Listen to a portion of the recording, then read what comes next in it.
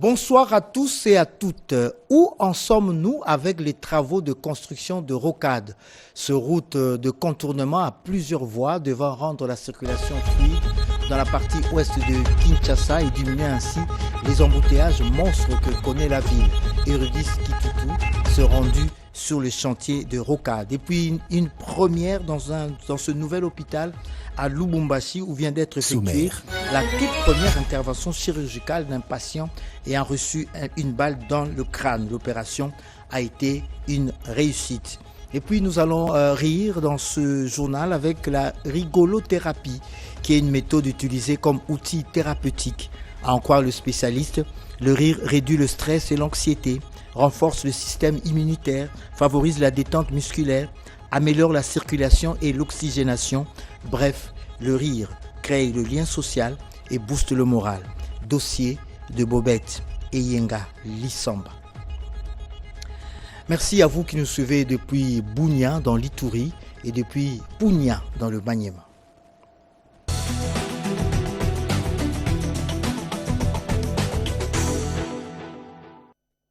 Où en sommes-nous avec les travaux de construction de rocade? Ces routes de contournement à plusieurs voies devant rendre la situation fluide dans la partie ouest de Kinshasa, dans la province à la porte de la province du Congo central. Érudis Kitutu se rendu sur le chantier de rocade et vous propose ce reportage.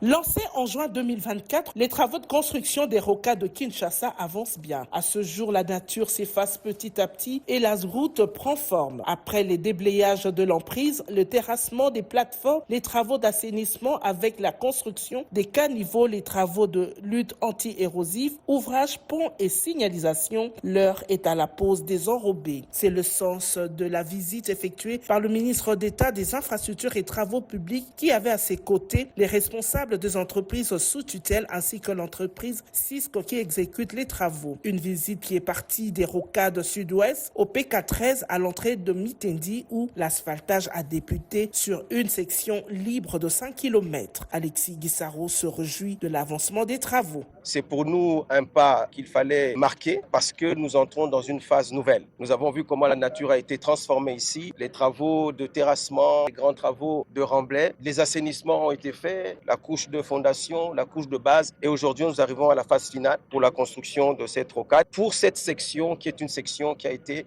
libérée, qui est libre de toute occupation. Il s'agit d'à peu près 5 km à partir du PK13 ici. Et nous pensons que le planning qui avait été donné dès le départ par l'entreprise est respecté. Cela nous donne de l'espoir pour la suite et que ce rêve du président de la République, chef de l'État, qui veut donner à la ville de Kinshasa, à notre capitale, des solutions pour la fluidité de la circulation, je pense qu'il commence à devenir réalité. Alexis Guissaro Mouvouni a poursuivi cette visite jusqu'à la rocade sud-est où il a inspecté la route avec quelques arrêts à l'intersection de cette rocade sur la nationale numéro 1 où une zone de transit sera construite au quartier Ndjili. Une première dans ce nouvel hôpital à Lubumbashi où vient d'être effectuée la toute première intervention chirurgicale, c'est celle d'un patient ayant reçu une balle dans le crâne. L'opération a été une réussite. C'est un événement inédit qui a marqué les annales de la médecine en Afrique centrale, précisément dans le chef-lieu de la province de Okatanga. Une balle logée dans la tête d'un patient a été extraite en 20 minutes, sans ouvrir le crâne. Aucune lésion, aucun déficit neurologique. Le patient est lucide, conscient et reconnaissant. Le centre hospitalier Tshisekedi Tshilombo a réalisé cette opération de neurochirurgie exceptionnelle en s'appuyant sur une technologie de pointe, la neuronavigation. Grâce à cet appareil médical de dernière génération utilisé pour la première fois dans la sous-région, le chirurgien a pu localiser avec une précision millimétrée une balle logée dans le cerveau d'un patient. Une bonne nouvelle pour les habitants de Binza village dans la commune de Ngaliema. Le pont Molende jeté sur la rivière Binza est complètement refait. Les habitants de part et d'autre du pont au niveau de l'avenue Nzolana peuvent traverser sans difficulté, nous dit Christine Lenzo. Nous Nous sommes sur le pont Molende à Binza Village. Ce pont d'une longueur de 18 mètres construit sur la rivière Binza relie l'avenue Zolana à la chaussée Laurent-Désiré Kabila. Il est construit par les ingénieurs de l'OVD dans le respect des normes de l'art sur financement du FONER, comme le précise l'ingénieur Longwa. Là où nous sommes au niveau de la rivière Binza, nous avons construit le pont ayant une portée de 18 mètres à partir de la première jusqu'au niveau de la deuxième île. Concernant l'exécution, c'est déjà fini. Il restait seulement la sécurité des usagers et celle des piétons aussi, pas seulement celle des véhicules. Il était question de mettre les garde-fous pour éviter à ce qu'il y ait un incident. Le pont mesure 9 mètres, y compris les accotements. En reliant ces deux axes, ce pont se trouvant sur l'avenue Colonel Bassouki vers Zambandangui va désenclaver ces coins. Confirmation du chef de brigade de l'OVD, Kalonda. Ce sont des travaux qui ont été réalisés avec beaucoup de professionnalisme. Nous sommes appelés délégués à cette population un ouvrage d'une grande importance. Il est important d'insister sur la protection de cette route qui facilite la mobilité et des passants et des véhicules. Sa protection s'avère nécessaire. On avait des difficultés pour passer sur ces ponts. Nous remercions les autorités ainsi que l'OVD. D'où cet appel lancé par un habitant de ce coin à toute la population environnante. Autrefois grenier de la République démocratique du Congo, grenier agricole en tout cas, le Grand Équateur ne l'est plus du fait de ces routes de desserte agricole complètement endommagées. Difficile en tout cas d'évacuer les produits de Bokungu, Ikela, de Bwende ou de la Tchouapa vers les grands centres de consommation. En tout cas, le ministère du Développement rural entend rénover toutes les routes de desserte agricole du Grand Équateur. Arrivé le mercredi dernier à Bwende, chef-lieu de la province de la Tchouapa, le ministre d'État en charge du développement rural, Moïndo Nzangi Butondo, a procédé à une visite d'inspection pour s'imprégner des activités liées au programme de développement local de 145 territoires, PDL 145T, à travers le programme d'appui au développement rural, entendez PADER, qui a pour mission de relier chaque chef-lieu des territoires au chef-lieu des provinces sur place. Il a procédé à la remise des engins roulants à la direction provinciale de l'Office de voirie et drainage OVD en présence du gouverneur de province Armand Yambe Itoki avant de s'entretenir avec les partenaires ainsi que les agents et cadres du département rural de la Tchouapa. Responsabilité dans l'ango, et ça un grand message dans l'ango, et ça que population il faut tozonge la nini. Le seul message que je vous apporte, c'est que nous devons retourner à l'agriculture. Chacun de vous doit avoir au moins un hectare de terre à cultiver. Le président de la République me charge de vous annoncer que nous devons relier chaque chef-lieu du territoire à chaque chef-lieu de province, d'où la Tchouapa n'est pas oubliée. Les travaux de construction des routes vont démarrer. Je viens de lancer la première phase qui part de Ibangala-Kata jusqu'à Bokungu. Première phase, Ibangala-Kata, Bokungu. Le ministre d'État au développement rural, Moïndo Nzangi Butondo, a bouclé sa mission dans la province de la Tchouapa le week-end dernier en lançant le PADER, inspectant routes et voies navigables des dessertes agricoles dans cette province issue du découpage de l'Équateur. Pour la clôture de sa mission, il a sensibilisé les populations des villages Mondombeleta et Yamusaka en territoire d'Ikela à la culture du cacao en vue de bénéficier de l'appui du gouvernement à travers le PADER, complément du PDL 145T. Le Fonds d'entretien de voies fluviales et ferroviaires a vu ce texte fondateur actualisé. Un atelier a réuni les experts sectoriels pour actualiser les textes portant création de ce fonds. Blandine Wavingona. L'Agence congolaise de la transition écologique et développement durable, ACTED, service de la présidence de la République, a organisé ce vendredi 30 mai 2025 un atelier d'actualisation des textes portant création du fonds d'entretien des voies fluviales et ferroviaires. Ont pris part à ces assises plusieurs délégations des ministères sectoriels, de la FEC, de la société civile, du monde scientifique et des établissements publics. À l'ouverture, le coordonnateur adjoint de l'agence ACTED, le professeur Jean Dédieu Minengou, a rappelé aux participants que les propositions des textes portant création et opérationnalisation du FONEF étaient rédigées depuis 2021 par le gouvernement de la République. Les textes ont été déjà rédigés. Aujourd'hui, nous sommes venus les actualiser. Il y a des choses qui ont vraiment évolué.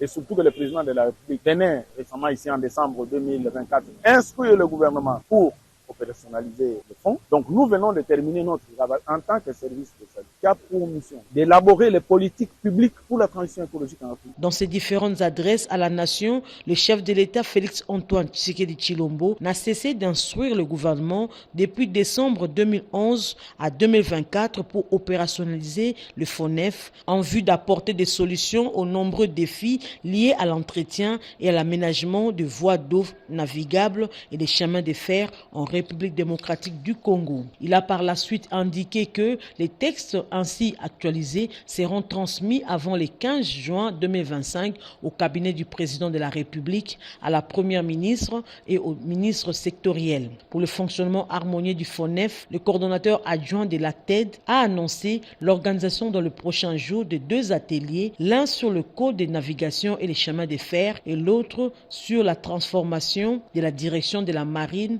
en établissement public doté de beaucoup de pouvoirs.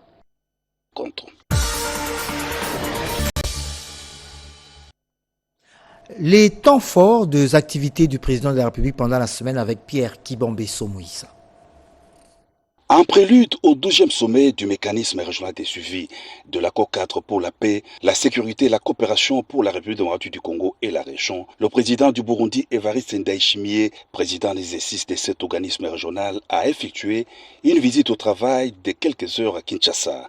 Le président de la République, Félix-Antoine Tshisekedi Tshilombo, a reçu son homologue burundais à la Cité de l'Union africaine pour des échanges avec au menu les enjeux sécuritaires dans la région de Grand Lac. La visite du chef de l'État burundais s'inscrivait dans le cadre des consultations initiées en prévision du 12e sommet du MRS le 28 mai 2025 à Kampala, en Ouganda. Le président Ndayishimiye devait passer les rênes de la présidence tournante du mécanisme régional des suivis de l'accord cadre pour la paix, la sécurité et la coopération pour la République démocratique du Congo et la région.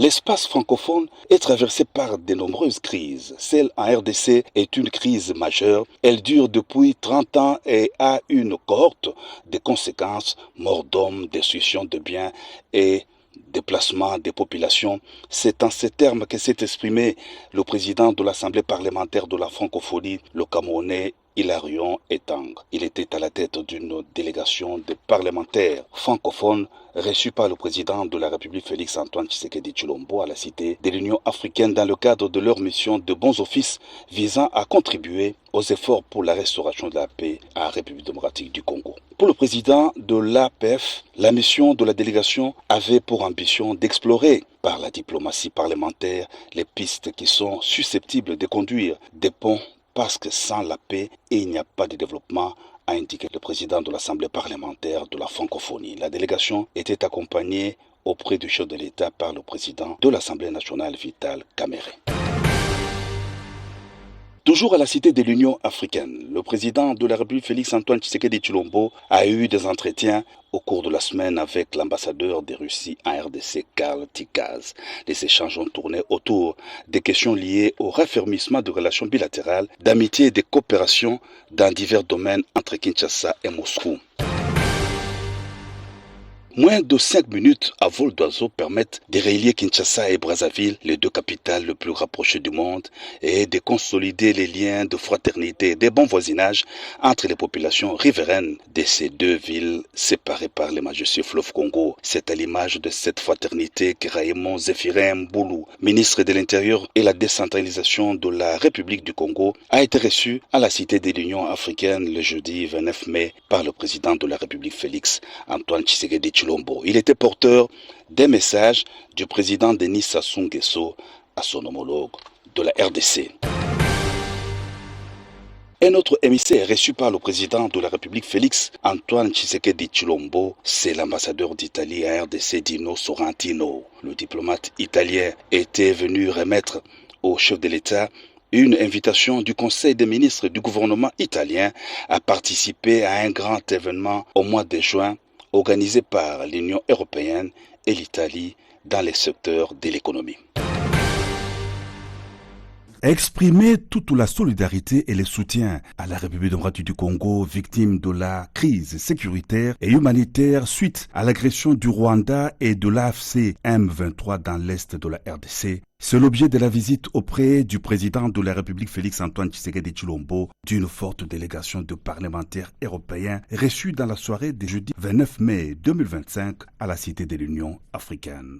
Trop c'est trop, a estimé la députée européenne Hilde Wortmans, chef de la délégation. Cette situation doit s'arrêter.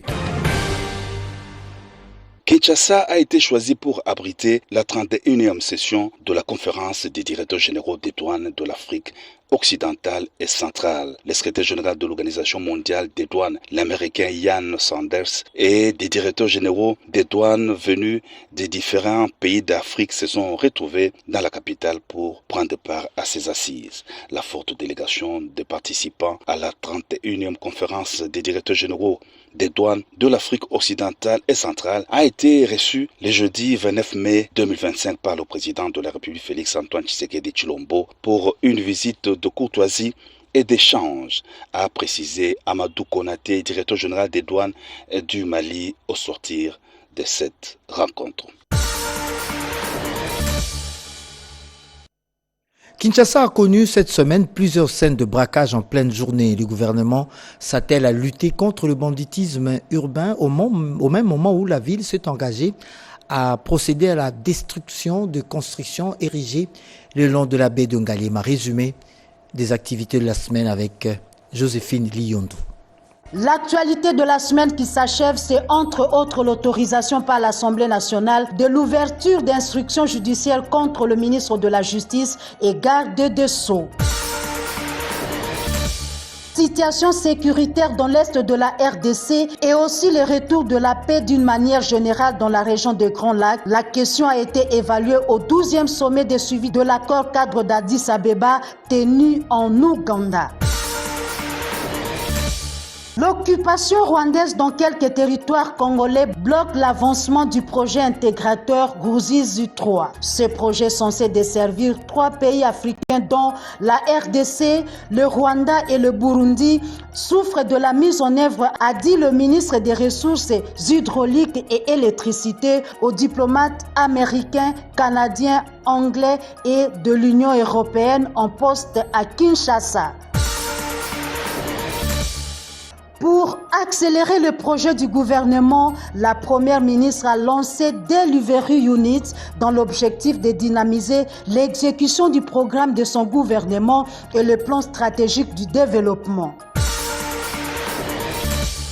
En séjour du travail à Chikapa, la chef du gouvernement a rassuré la population sur l'accès à l'eau potable, à l'électricité et à la régularisation de la paie des salaires des fonctionnaires. L'insécurité à Kinshasa, le vice-premier ministre, ministre de l'Intérieur, a mobilisé les forces de sécurité de la police nationale congolaise et les forces armées de la République démocratique du Congo pour faire face aux braquages récurrents dans la ville de Kinshasa. Quelques mesures ont été prises, notamment les patrouilles mixtes FARDC, PNC, contrôle accru des motos et la mise en place des numéros verts. C'est un ouf de soulagement pour les zones de santé spéciales pour la PNC et FARDC dans l'est de la RDC en difficulté de prendre en charge leurs patients. Le Fonds de promotion pour la santé les a dotés de kits sanitaires. Enfin, démolition des constructions anarchiques vont s'étendre jusqu'à la baie d'Ngalema. Les membres du gouvernement ont inspecté les sites concernés par cette opération.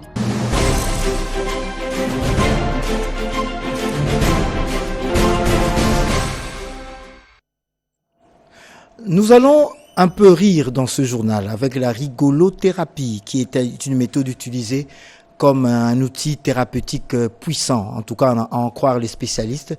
Le rire réduit le stress et l'anxiété, renforce le système immunitaire, favorise la détente musculaire, améliore la circulation et l'oxygénation. Bref, le rire crée le lien social et booste le moral. Dossier de Bobette Yenga Lissomba.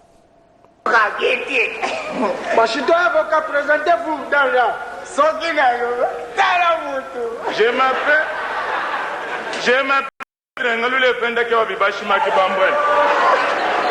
Nasali d'études universitaires Nangai. J'ai commencé d'abord au campus de Jinsans. La biographie citoyen avocat. Parmi les remèdes mis en exergue contre le stress, l'anxiété ou la dépression, il y a le rire.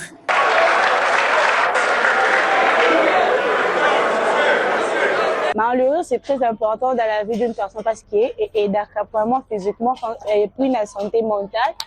Ça rajeunit en fait, ça enlève de rire, il faut sourire dans la vie. C'est très important, vraiment important. Aussi, quand on a une vidéo dans le téléphone, peut-être, TikTok, ou une vidéo, c'est qui. Cette recommandation médicale est essentielle dans la régulation de l'humeur. Dr Kachama, psychiatre, affirme que le rire est bénéfique pour la santé, tant physique que psychologique. Le rire d'abord apporte la bonne humeur, il apporte le bien-être social. On se sent très bien lorsqu'on se retrouve dans une communauté ou dans un milieu où les gens créent des conditions pour permettre à ce qu'on puisse rire. Lorsque on a l'habitude de rire, ça améliore l'humeur, ça déstresse beaucoup de gens parce qu'en fait, lorsqu'on se met dans le rire, on diminue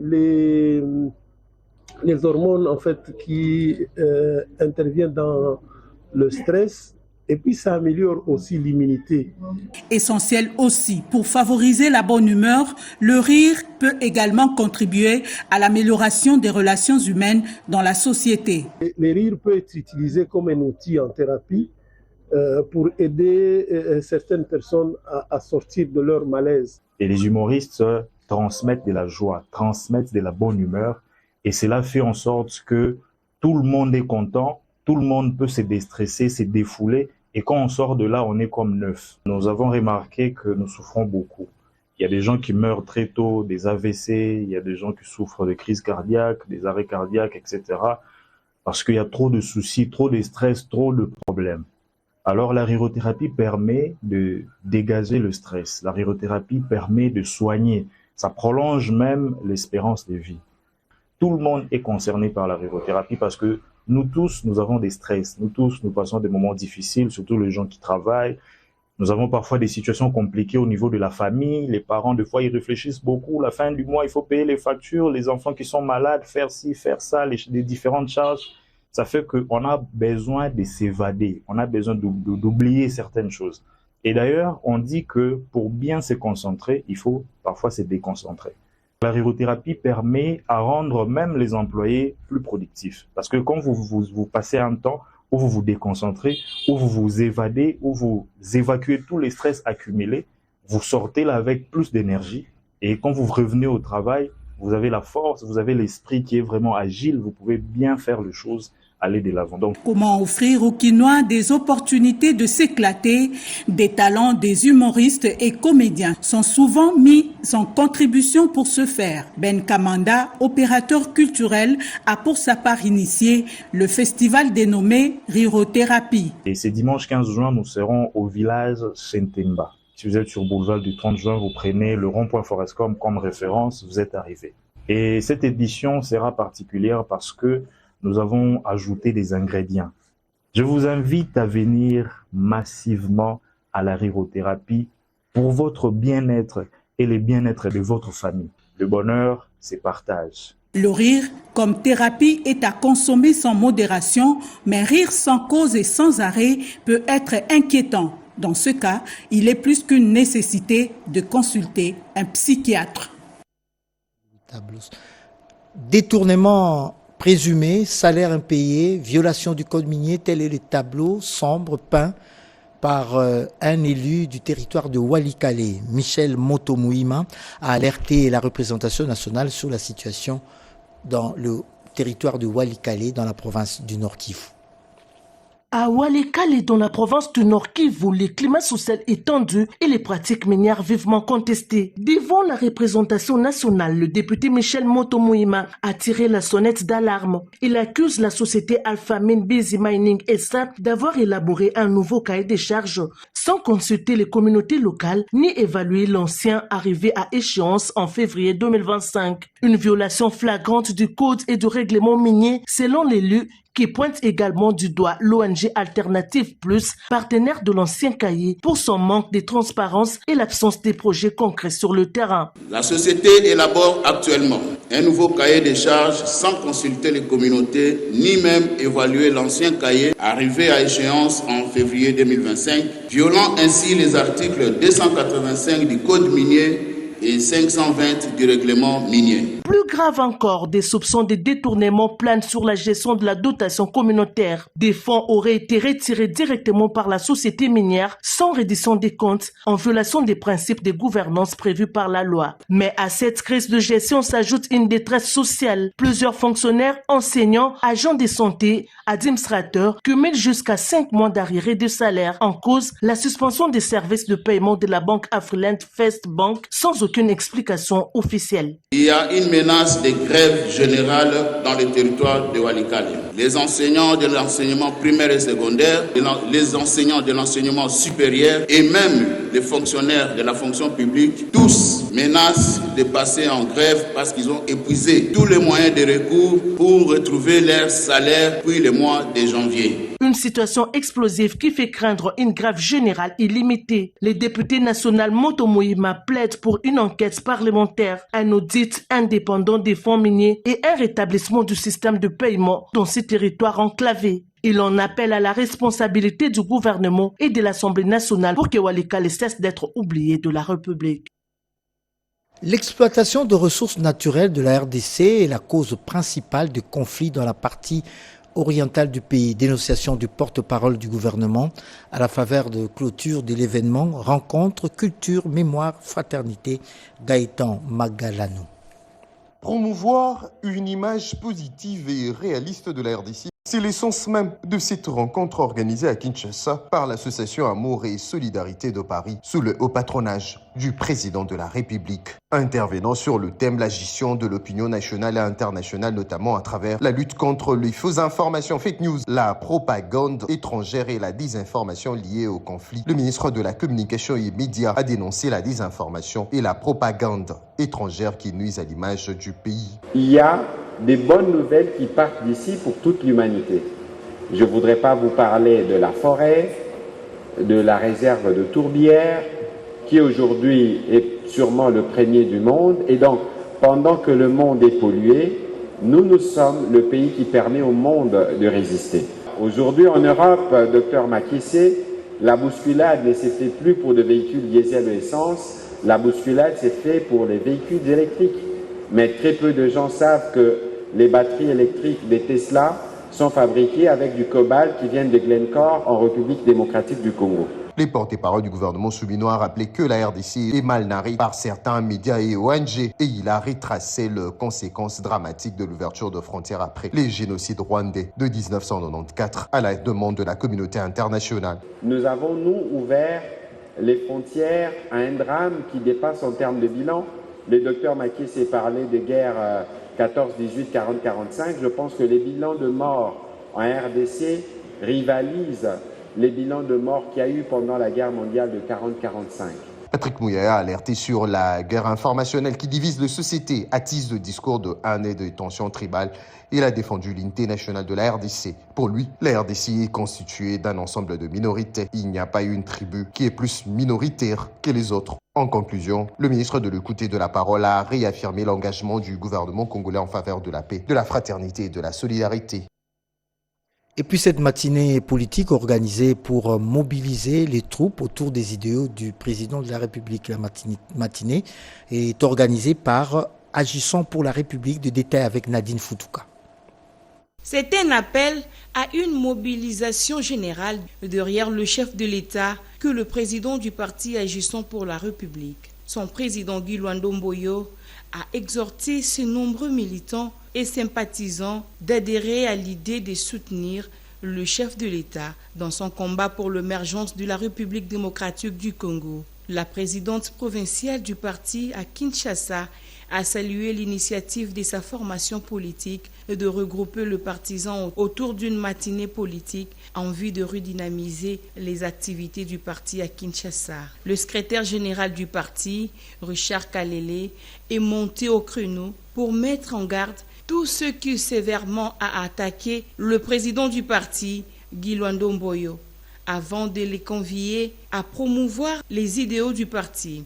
Le ton de la matinée politique fut l'adresse tant attendue du président national. Guy Luando a centré son message autour de valeurs de vigilance et surtout de loyauté envers le président de la République. Il les a prévenus contre les campagnes de désinformation auxquelles fait face le parti.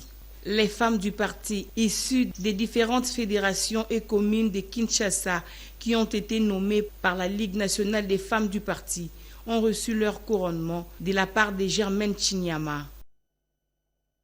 L'UDP s'entend mobiliser ses structures locales et mobiliser la jeunesse. Et en séjour à Kananga, le secrétaire général adjoint du parti présidentiel s'attelle à cette mission. Commentaire de Joséphine Liondou. C'est à 10h30 heure locale que l'avion transportant le secrétaire général adjoint de l'UDPS, Deobizi Boubalola, a atterri à l'aéroport national de Kananga, marquant ainsi le début d'une visite politique à haute portée symbolique. À sa descente d'avion, Deobizi Boubalola a été accueilli par un comité restreint composé de cadres et officiels de l'UDPS. Peu après, une marche a été entreprise dans plusieurs coins chauds de la ville. Accompagné d'une foule nombreuse, le cortège a sillonné les marchés emblématiques de Tchambajiba et Salongo, ainsi que le rond-point Pax et Imo Kasai. Au terrain sans lique, choisi pour le grand meeting populaire, un discours mémorial et mobilisateur. Kananga ezali n'importe quelle mabelete. Kananga pona biso bana ya UDPS. Kananga n'est pas n'importe quelle ville. Kananga pour nous de l'UDPS est comme la cité de Kamba chez le Kimbangiste. Etienne Tshisekedi est né sur cette terre de Kananga. Maman Marthe aussi est née ici. Restez donc vigilants. Maman Marthe Kasalou abotamika kawa. Boite, aze sengiliboza la éveillé. Une minute de silence a été observée à la mémoire du fait Etienne Tshisekedi Wamulumba, père fondateur de l'UDPS, ainsi qu'en hommage à deux figures locales du parti, Feu Blandard Chimbombo et Gabriel Ilunga, et aux victimes de la répression sanglante liée à l'affaire Kamwina Sampo.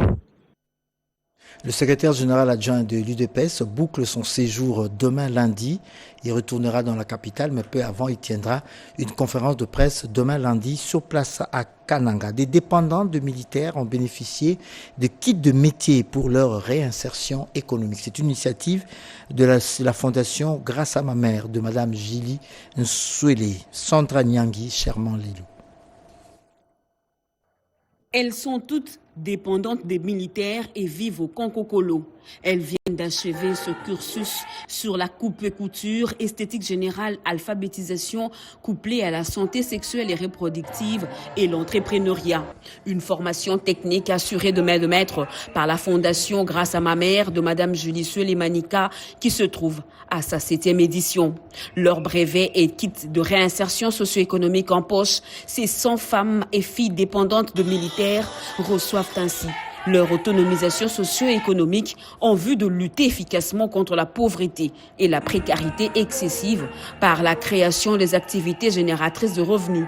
La tenue de cette 7e édition est un motif de satisfaction pour Madame Julie Suelemanika. Ici, nous sommes très satisfaits parce que nous avons senti la motivation et l'implication des bénéficiaires.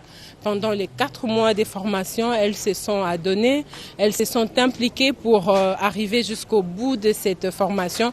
Et aujourd'hui, nous sommes fiers de voir leur réalisation Et les kits métiers que nous leur avons donnés, nous espérons qu'elles vont les utiliser à bon escient pour promouvoir leurs activités. Pour le ministre de l'Industrie, Louis Watoum Kabamba, cette formation est une voie indubitable pour l'ouverture de plusieurs opportunités dans l'entrepreneuriat. Il a en outre demandé à ces femmes de rester déterminées dans ce projet. Formation rendue possible grâce à la collaboration avec le service d'éducation civique, patriotique et action sociale des FARDC, SECAS, et l'orphelinat des enfants des militaires du Konkokolo.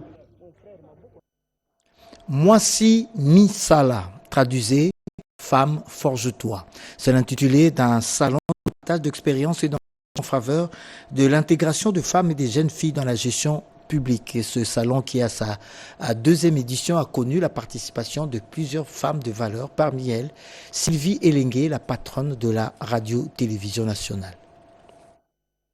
Une salle comblée au centre Wallonie-Bruxelles pour la deuxième édition du salon Moissi Misala, un espace d'échange et de motivation dédié à l'éveil des jeunes filles et femmes dans la gestion de la chose publique et l'entrepreneuriat. Parmi les voix inspirantes, la directrice générale de la RTNC, Sylvie Elengue Niembo, cette dernière a marqué les esprits par son témoignage de femme leader conciliant avec brio vie familiale et carrière. Elle a surtout fait un geste fort, l'offre du studio Maman Ngebi pour les prochains salons afin d'amplifier la voix des femmes à travers tout le pays. C'est une belle opportunité que les jeunes nous ont donnée pour échanger sur le profil de la femme dans la société, une identité.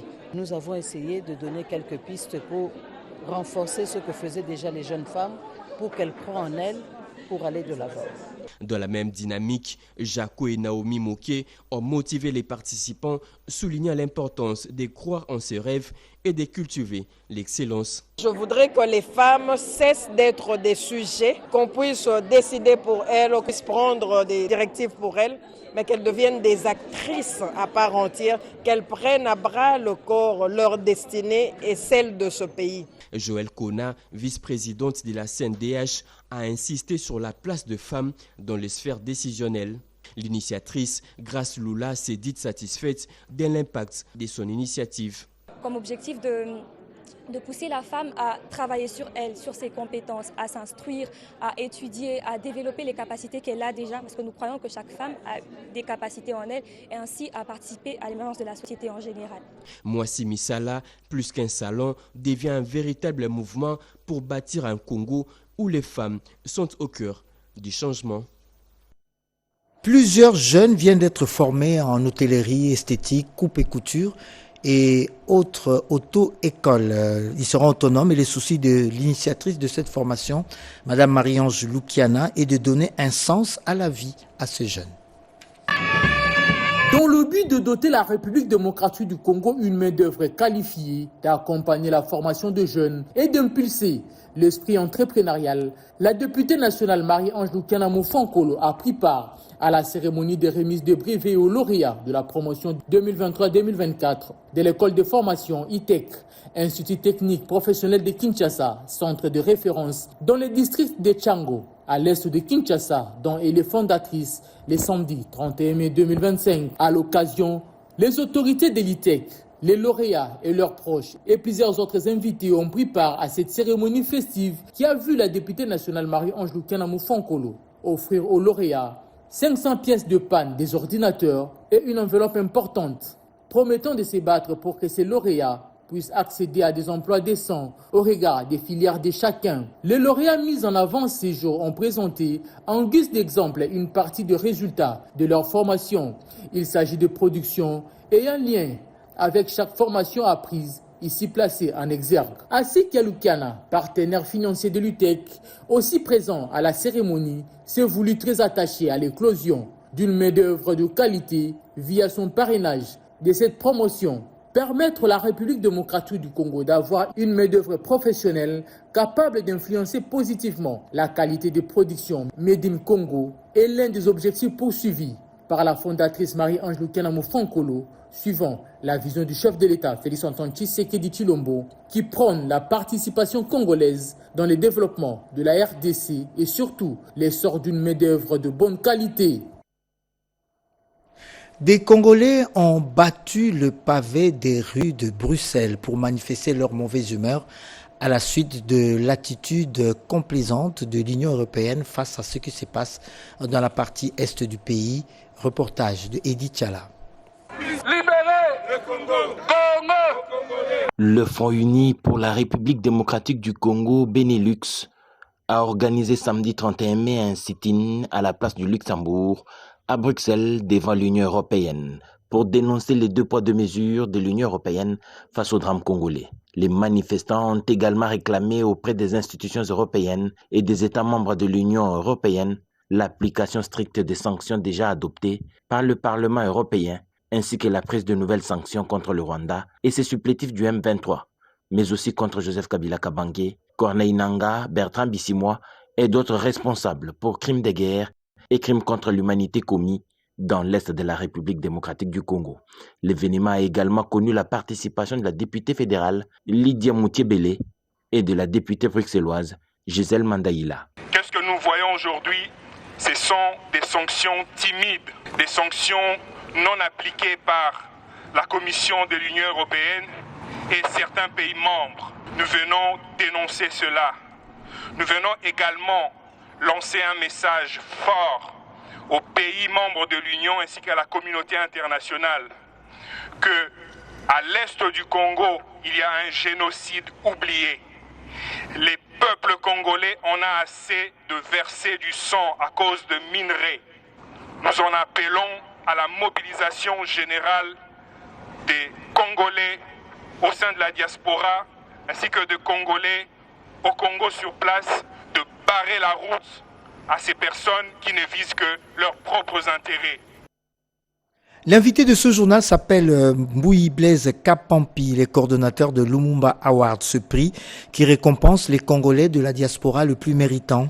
Nous allons le recevoir dans quelques instants, mais juste le temps de vous proposer ce reportage de cette conférence de presse qu'il a organisée en rapport justement avec le prix Lumumba Award qui sera remis ce 20 juin à Paris en France. Le Lumumba Award vient pour honorer les talents, l'engagement et la créativité de la diaspora congolaise à travers le monde. Dans un esprit de fierté et de reconnaissance, 100 jeunes Congolais seront à l'honneur pour leur réalisation dans la science, les sports, la vie associative ou dans leur carrière font briller la République démocratique du Congo. La cérémonie est prévue le 20 juin à Paris en France, comme l'annonce l'initiateur de Lumumba Award, Blaise Kapampi, au cours d'une conférence de presse animée ici à Kinshasa. Nous avons choisi Lumumba, c'est un nom fédérateur, c'est le nom du plus grand héros de notre pays. Et donc nous voulions, comme c'est le centenaire, il devait avoir 100 ans s'il était en vie, nous voulions l'honorer pour faire revivre Lumumba. Il y a des Congolais qui font des choses exceptionnelles, extraordinaires et qui ont porté haut le drapeau national. Nous allons le récompenser, mais c'est là sur base des critères précis. Le premier critère, c'est d'abord avoir fait de l'excellence dans son domaine d'activité. Nous avons un deuxième critère qui est les valeurs. Vous faites rayonner le drapeau national et vous vous impliquez dans l'humanitaire parce que nous savons tous que notre pays est en crise. Donc voilà les 4 critères. S'il arrive par exemple qu'il y a 2 candidats qui sont ex-aequo, eh bien, nous privilégions la femme parce que nous sommes dans la ségrégation, discrimination positive. Il s'est de noter que le Lumumba Award lance un message fort, celui de rendre hommage à Patrice Emery Lumumba, figure emblématique de l'indépendance congolaise et héros national reconnu pour son courage, son engagement envers la liberté et la dignité de son peuple.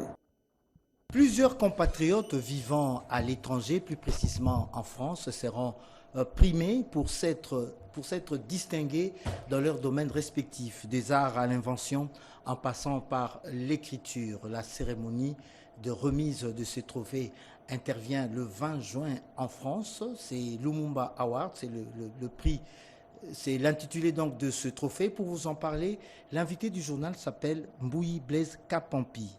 Bonsoir Monsieur Mbouyi Blaise. Bonsoir Monsieur Guy Matundu. Vous êtes directeur coordonnateur de Lumumba Awards. D'où vous est venue l'idée d'organiser cette remise de prix? C'est la toute première édition, il me semble. Oui, c'est la toute première édition de Lumumba Awards. L'idée est venue d'une observation parce que toute création toute invention vient toujours d'une observation pour répondre à un besoin.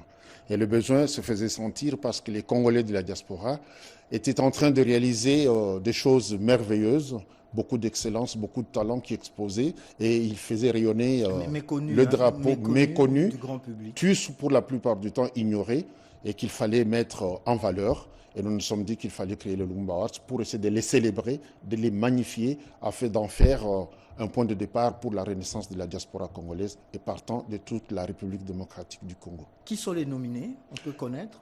Il y a beaucoup de nominés, ils sont 100 pour cette édition. Une centaine. Et une centaine, mais il faut dire que ça part des scientifiques, parce que les gens ignorent souvent que les Congolais aussi sont des grands scientifiques. Beaucoup de Congolais ignorent aujourd'hui, par exemple, qu'il y a des Congolais qui travaillent à la NASA. Beaucoup de Congolais ignorent que nous avons des Congolais qui fabriquent des avions, par exemple M. Fassi Kafie qui est au Canada. Beaucoup de Congolais ignorent que nous avons des grands scientifiques dans les grands laboratoires comme Pfizer, comme Bayer, qui font des recherches en pharmacopée, pharmacologie, qui font beaucoup de choses. Beaucoup de Congolais ignorent que nous avons des enfants aujourd'hui qui sont passés maîtres dans les masters, dans des sciences pointues, dans les technologies de pointe. Mais on n'oublie pas qu'il y a la culture en général, il y a la littérature, il y a la musique, le gospel et toutes les autres. Mais au fait, le Lumumba Award récompense tous les domaines de la vie et vous verrez que les Congolais sont présents dans tous ces domaines et ils font des merveilles qui malheureusement sont ignorées à ce jour. Pourquoi le nom de Lumumba et non pas Kimbangu ou Kimpavita? Nous n'avons pas oublié parce que le nom de Lumumba, c'est le nom fédérateur. Et nous, en tout cas sans esprit de polémique, nous estimons que c'est le plus grand héros national. Lumumba nous a laissé un discours, une histoire. Il nous a appris la résilience, il nous a appris l'attachement indéniable aux valeurs et à la patrie. Donc c'est un nom fédérateur, c'est un nom qui ne posait pas de problème. Kimbangu, ce n'est pas un petit nom non plus, mais il y a des catholiques qui se rencontrent, il y a les églises de réveil qui se rencontrent. Donc pour essayer de fédérer tous les Congolais, on a choisi un nom qui est neutre, mais qui est beaucoup plus fédérateur. Et en plus, parce que cette année, c'est son centenaire. Oui, donc le centenaire de Lumumba. De la naissance. Donc il était tout à fait normal que nous puissions honorer le plus grand de nos héros nationaux. Voilà. Oui, Blaise Kapampi, ça sera quand? Le 20 juin ou précisément? Non, c'est le 20 juin 2025, donc dans quelques jours. Ça sera au théâtre du gymnase Maribel. C'est à Paris, dans le 10e arrondissement. Oui, Blaise Kapampi, je vous dis merci d'être venu. Le programme de la planification familiale est à sa seconde phase. 12 de 26 provinces du pays vont bénéficier de ces programmes qui s'étalent sur 4 ans. Bibi Mbete, Yolande Voka. La première phase s'est clôturée en 2023 avec de résultats probants et la deuxième cristallise les acquis. Ces programmes, financés à hauteur de 61 millions de dollars américains par le FONARED, dans le cadre de l'initiative pour la forêt de l'Afrique centrale, visent la réduction de la pauvreté ainsi que de pression sur les ressources environnementales en augmentant l'utilisation de méthodes contraceptives dans les provinces ciblées. Sa deuxième phase relance avec plus d'ambition. Promise PF2 va couvrir 12 provinces du pays sélectionnées notamment pour la présence des forêts, leur forte densité et leur faible prévalence contraceptive. Elle aura plus d'interventions que la première phase, ce qui explique l'intégration de 2 organisations nationales, à savoir ABEF-ND et Sanrou, dans le consortium des mises en œuvre composé au départ des Tsulan, MSI, DKT, INOPS et UNFPA. Convaincus des dispositions présentées par les comités de pilotage, le ministre de la Santé, Hygiène et Prévoyance sociale a procédé à son lancement officiel au cours d'une réunion avec les différentes parties prenantes. Ce projet s'inscrit dans la matérialisation du programme d'action du gouvernement qui couvre la période de 2024-2028, dirigé par son excellence Judith Suminwa Tubuka, première ministre et chef du gouvernement. Il est une réponse concrète du pilier 4 qui vise à garantir l'accès aux services de base. Il contribue également à l'axe stratégique 1.2.4 du pilier 1 relatif au développement d'un secteur industriel compétitif et diversifié en fournissant l'énergie indispensable à l'industrialisation, à l'essor des petites et moyennes entreprises et à la création d'emplois durables pour nos concitoyens, particulièrement pour les jeunes. C'est parti donc pour cette deuxième phase, dont les résultats sont ardemment attendus par le gouvernement.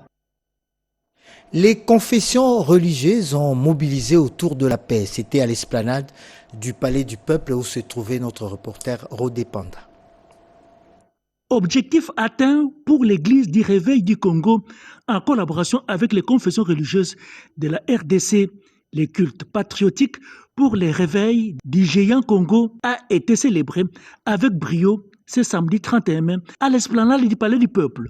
En présence des milliers de fidèles des quatre coins de la capitale, ces grands rendez-vous spirituels avec les très hauts a tenu parole, à savoir implorer l'Éternel des armées en faveur de la nation congolaise. En contexte de guerre d'agression, les autorités religieuses, représentées par l'archevêque Ejiba Mampia, président de l'Église des Réveils du Congo, ont rappelé les conséquences de cette instabilité du pays avec un message d'interpellation à la communauté internationale.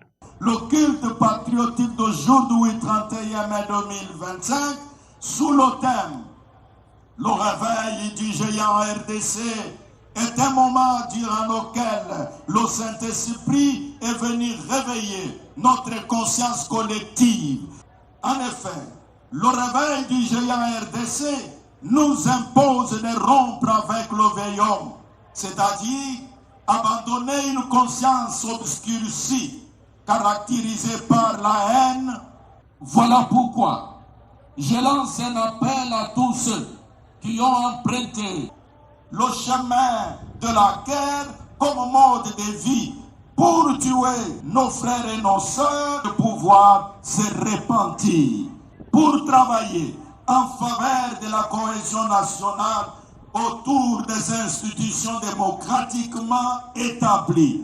D'éminents orateurs et invités de marque, parmi lesquels le représentant du chef de l'État à ses assises, ministres, députés, sénateurs et hommes d'église ont rehaussé par leur participation cette énième sortie du front spirituel de la RDC assurée avec succès par l'Église. Comme annoncé, prières, déclarations prophétiques dans une atmosphère bénie de louanges et d'adoration.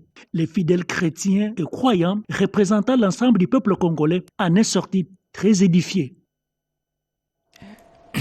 Yolande Voka, qui a réalisé ce journal, fait partie de la grande équipe éditoriale du dimanche composée des Érudis Kitutu, Joséphine Liondo et Keren Kankolongo. À tous et à chacun, je dis infiniment merci d'avoir suivi ce journal et bonne semaine à tous et à toutes.